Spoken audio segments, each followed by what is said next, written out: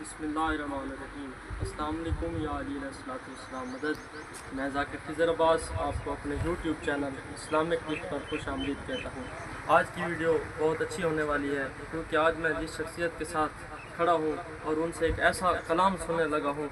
आप वीडियो को मुकम्मल देखिएगा।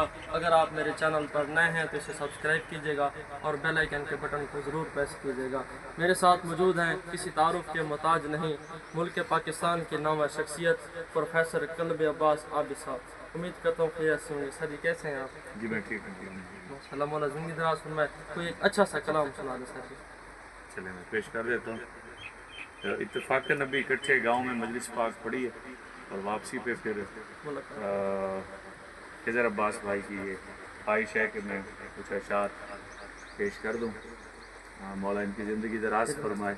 आप भी दुआ कीजिएगा कि ये ज़ाकरी इमाम हुसैन अलैहिस्सलाम की पूरे खलूस से और नेक नियती से अदा करते रहें। इनके भाई हैं अबरार हुसैन, हमारे स्टूडेंट हैं। मौला उनकी ज़िंदगी दराज फरमाए। बहुत अच्छा पेज और चैनल वो भी चला रहे हैं। तो चार मिसरे हैं कि मैंने ये कब कहा है गुनहगार मैं नहीं। मैंने ये कब कहा है गुनहगार मैं नहीं, लेकिन यजीदियों का तरफदार मैं नहीं। लेकिन यजीदियों का तरफदार मैं नहीं। मैं चूमता हूँ खाके शिफा रोज़ 5 वक्त। मैं चूमता हूँ खाके शिफा रोज़ 5 वक्त।